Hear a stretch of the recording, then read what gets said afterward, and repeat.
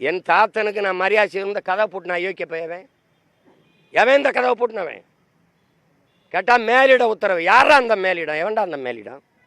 எவன் மேலிடம்? காமராஜருக்கு இங்கே இருக்கிற கூட்டத்துக்கும் சம்மந்தம் இருக்கு. கதவை போட்டுறான்னு சொன்ன மேலிடத்துக்கு அவருக்கு என்னடா சம்மந்தம் இருக்கு? யாரா நீ? அந்த கதை வழி வந்து எனக்கு வணக்கம் செலுத்த வைக்கிற நிலைமைக்கு கொண்டு வந்தவன் யாரு? யாரு?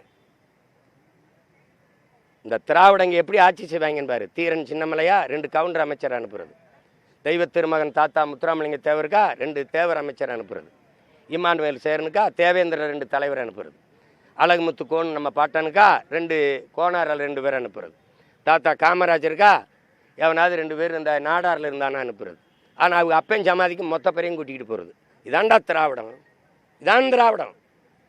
இந்த மண்ணின் தலைவர்களை, எங்கள் முன்னோர்களை, எங்கள் அடையாளங்களை சாதியாக பிளந்து கூறுதள்ளி விட்டுட்டு எங்கள் தாத்தா காகிதம் இல்லத்தா அங்கே 2 இஸ்லாமிய பெரியவர்களை தலைவர்களை அனுப்புறது. ஆனால் இவங்க சமாதிக்கு எல்லாரும் போகணும், எல்லாரும் போய் கூடி கும்மி அடிக்கணும், வணங்கணும். உங்களையெல்லாம் உங்களை ஒழிக்கிறதுக்கான காலம் வருது.